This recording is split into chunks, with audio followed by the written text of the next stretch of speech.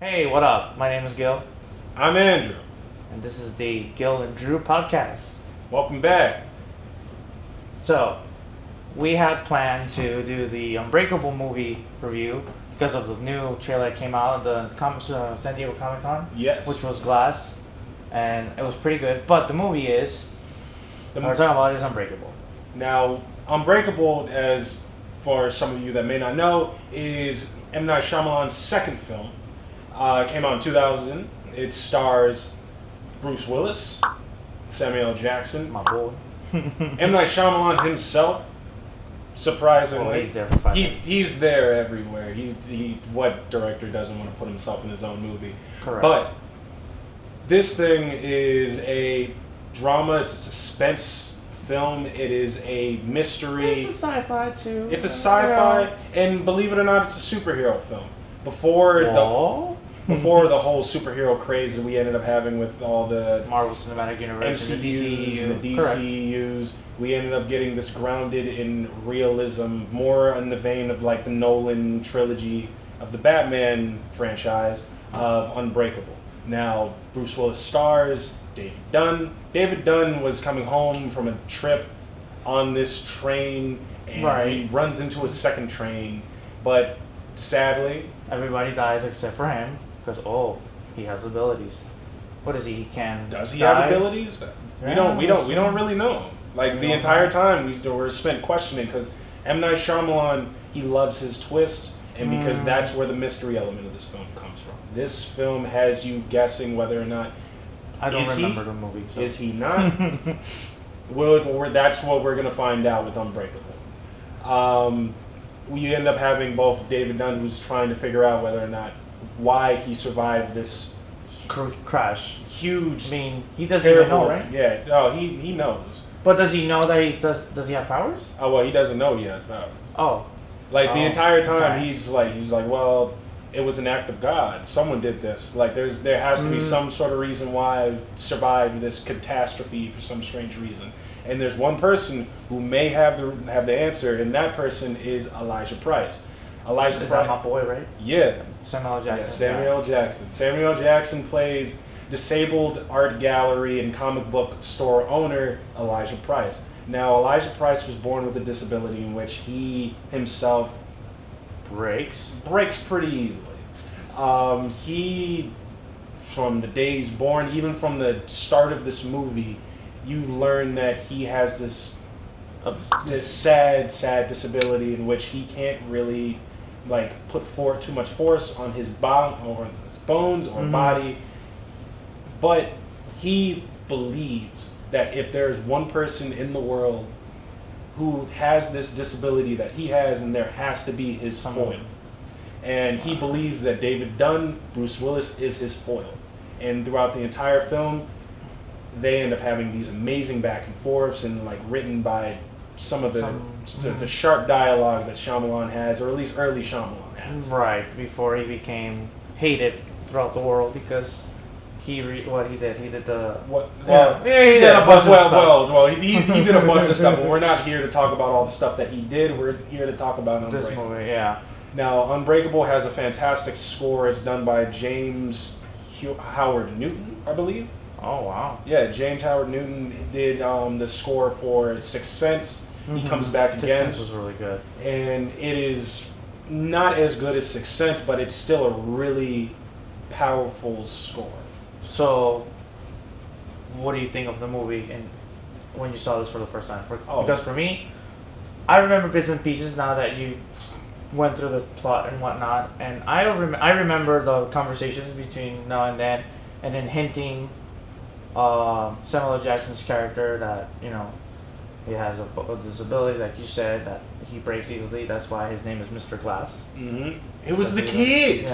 Yeah. They called me Mr. Glass. Yeah, and like I remember seeing this movie. I just don't remember if I like it or disliked it.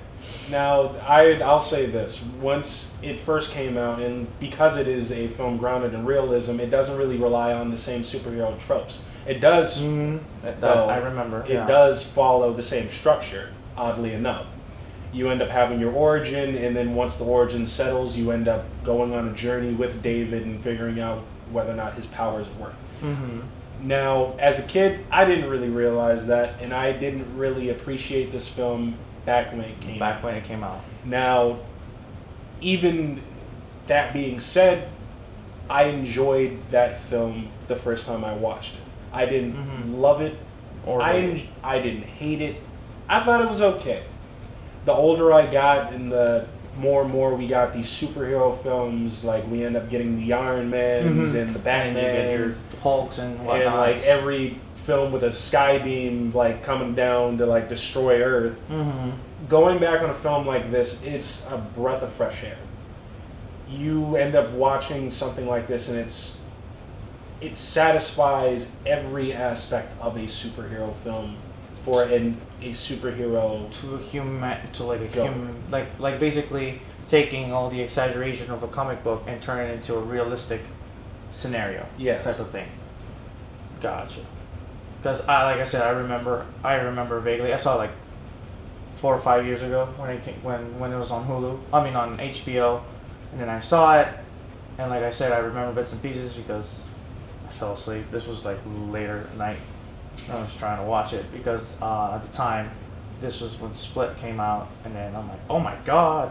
Oh yeah. They whole like connected, and I'm like, wow, this is cool. So that's why I was like, oh, let me rewatch it, and I couldn't rewatch it because they took it out. Yeah, sadly, but that's one of the crazy things about this film. It's because it's so grounded in real. It's because it's so grounded in realism, and because the story itself is so fantastical. It walks a fine line, and I believe that M. Night Shyamalan does a fantastic job at walking that line. Also, you get 2 fantastic performances from Bruce Willis back when he actually cared, and Samuel L. Jackson. Hopefully he comes back around for Glass, and he really does care this go-around. In the trailer, he looked like he was having fun. No, it really does.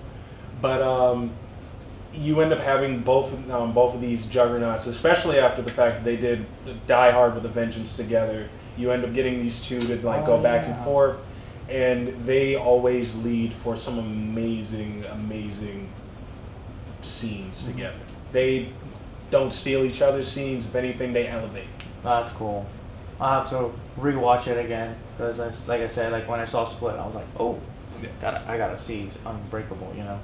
So what's your rating? Because I can't rate it because it would be unfair to the movie. Yeah, very true. If anything, we're still going from like 1 through 10. 1 through 10, yeah. 1 through 10. If anything, I'm gonna give it 7.5.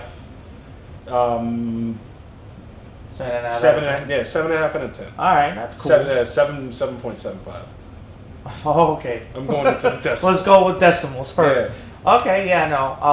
Hopefully I can get around to this movie again because I really want, because I appreciate those type of films. It is a fantastic film. It is a slower film, but it is still really enjoyable to watch because of the twists and turns and all of the craziness that happens and ensues. Oh, okay. Yeah, I know. So, thank you for tuning into this podcast. As always, and YouTube channel. Look down below, subscribe to us, leave a comment. If you want to ask us anything, you can. We'll definitely try and respond back. And if they want to talk to you personally, where is your social media? Oh, what? Oh, on an IG, I guess. You don't have IG? I mean, like I have an IG. If anything, we'll leave our Instagram and social medias in the bottom in the description box. If you want to try and talk to us, we are always open for questions and always open for discussion. Or suggestions. Yes. So you never know. We may end up checking out like a classic film and do like a review on something that you would love us to check out. All right. So, folks, see you later. Have a good one.